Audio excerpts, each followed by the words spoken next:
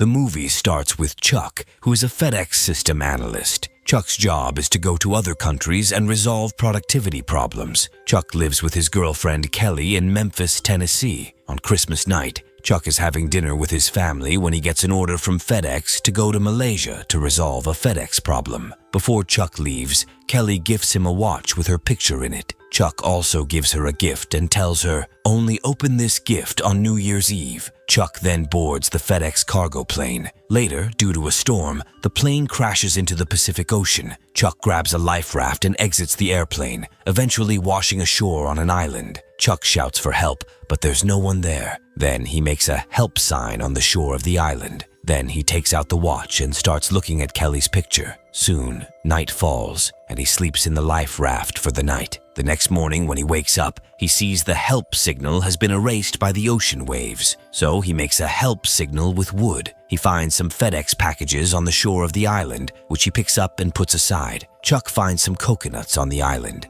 He breaks one open and drinks its water. Then Chuck climbs to the top of the mountain, where he sees no one far and wide. Meanwhile, he spots a pilot's dead body in the ocean. He quickly descends the mountain and pulls the pilot's body out of the ocean. Chuck takes off the pilot's shoes. Then he also takes out a flashlight from the pilot's pocket. After that, he takes out the pilot's wallet and reads the name on his ID card, which is Albert. Then Chuck buries Albert's dead body and writes his name and the date of his death on a stone. At night, Chuck sees a ship. He shouts loudly and also waves a torch, but the ship is too far away, so no one can see him. The next day, Chuck gets into his life raft and tries to get off the island. Meanwhile, a huge wave hits and knocks him off his life raft, injuring his leg and tearing his life raft. Chuck realizes that the ocean waves won't let him leave the island. At night, there's heavy rain, so Chuck goes inside a cave to escape the rain and falls asleep there. The next day, Chuck opens the packages. In them, he finds a volleyball and a pair of shoes. However, he doesn't open one particular package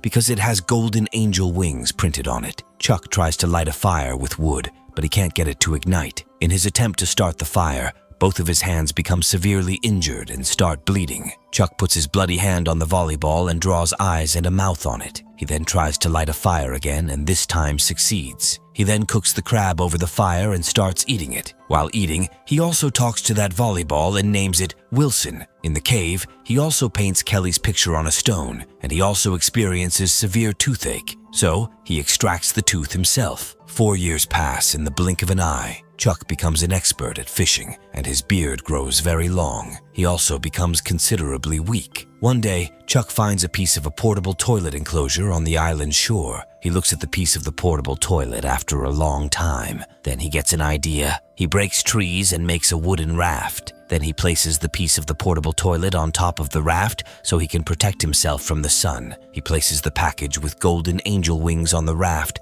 and ties the volleyball to the raft's wood as well. Then he starts moving forward and faces the waves, but this time he succeeds in overcoming the waves. He steers the raft all day, and at night, a huge storm hits, blowing away the piece of the portable toilet. When he wakes up in the morning, he sees that Wilson is not on the raft. Chuck spots Wilson a little distance away. Chuck gets off the raft and tries to retrieve Wilson by holding onto the raft's rope, but Wilson drifts away. Chuck feels immense grief over losing Wilson and starts crying. Chuck is completely broken, and he becomes very tired. He falls asleep on the raft, waiting to die. Just then, a cargo ship arrives there, and Chuck is rescued. As soon as Kelly finds out that Chuck is alive, she faints and collapses, and Chuck is all that anyone in the entire city is talking about. 4 weeks later, Chuck is being sent back to Memphis, and his co-worker and best friend Stan is also with him on the airplane. Stan tells Chuck, "As soon as we found out about the plane crash, we thought you were dead, and we even held your funeral."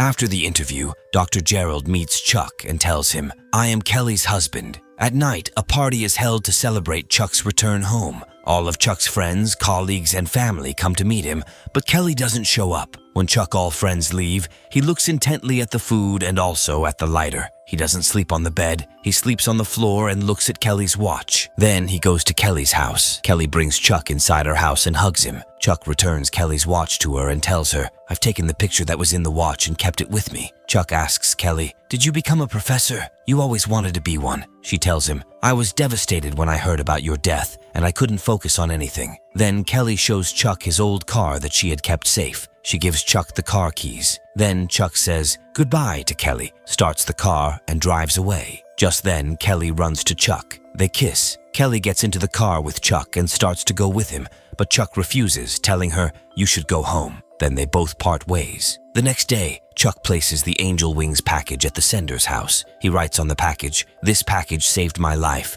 and also writes his name on it, and the movie ends there.